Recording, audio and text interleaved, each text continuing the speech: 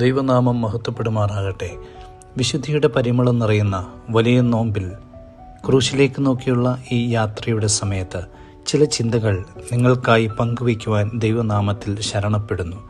സഭയുടെ എല്ലാ പ്രാർത്ഥനകളും എഴുതി ചിട്ടപ്പെടുത്തി നമ്മുടെ പിതാക്കന്മാർ ക്രമീകരിച്ച് നൽകിയിരിക്കുന്നതിൻ്റെ പിന്നിൽ ഒരു വലിയ സത്യമുണ്ട്. ഓരോ പ്രാർത്ഥനകളും എഴുതിയത് ദിവസങ്ങളായി നടത്തിയ ധ്യാനത്തിൻ്റെയും മൗനത്തിൻ്റെയും ഉപവാസത്തിൻ്റെയും വഴിയിലൂടെയുള്ള യാത്രയിൽ അവർക്ക് ലഭിച്ച അനുഭവങ്ങളാണ്. കർത്താവിൽ പ്രിയരെ, നോമ്പ് അനുഷ്ഠാനമായി മാറരുത്, അത് അനുഭവമായി മാറണം. വലിയ നോമ്പിൻ്റെ വ്യാഴം 9 മണിയുടെ ബോവൂസായിൽ ചില പ്രാർത്ഥനകൾ നമ്മളെ ഓർമ്മപ്പെടുത്തുന്നത് ഇപ്രകാരമാണ്: ഉപവാസക്കാരനായ നീ ദരിദ്രനെ വിളിച്ച് അവന് ഭക്ഷണം കൊടുക്കണം. അവൻ ഇങ്ങോട്ട് വന്നിട്ടല്ല, എന്നാലോ അവൻ്റെ പിന്നാലെ ചെന്ന് നീ അവൻ്റെ ഉദരത്തെ നിറയ്ക്കുകയാണ് വേണ്ടത്.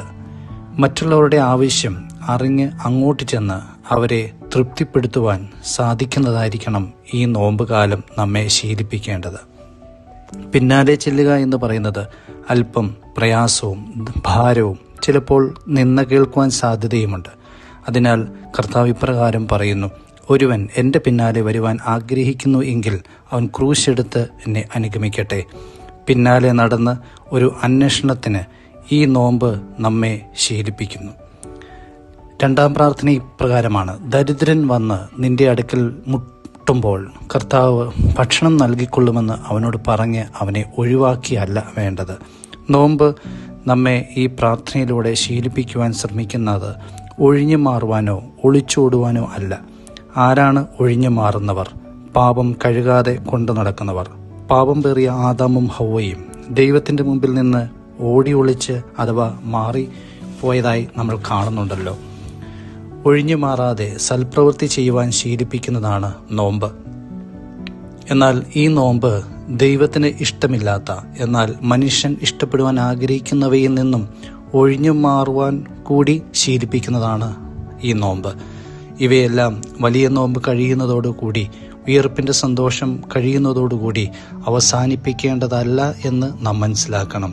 ഒരു കാര്യം നമ്മുടെ ജീവിതത്തിൽ നമ്മൾ ശീലിച്ചാൽ അത് മരണം വരെ പാലിക്കപ്പെടുന്നവരായിരിക്കണം ക്രിസ്ത്യാനികൾ. അല്ലയോ നോമ്പനുഷ്ഠിക്കുന്ന സഹോദരങ്ങളെ, നമുക്ക് പിന്നാലെ ചെല്ലാം, ചോദിക്കാം, അറിഞ്ഞ് മനസ്സിലാക്കാം, അവരെ ക്രിസ്തുവിൻ്റെ സ്നേഹത്തിൽ തൃപ്തരാക്കാം.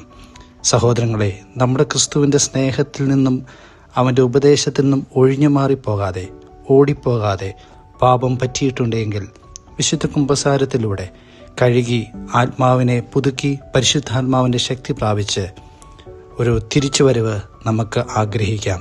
ദൈവം നിങ്ങളെ എല്ലാവരെയും അനുഗ്രഹിക്കട്ടെ.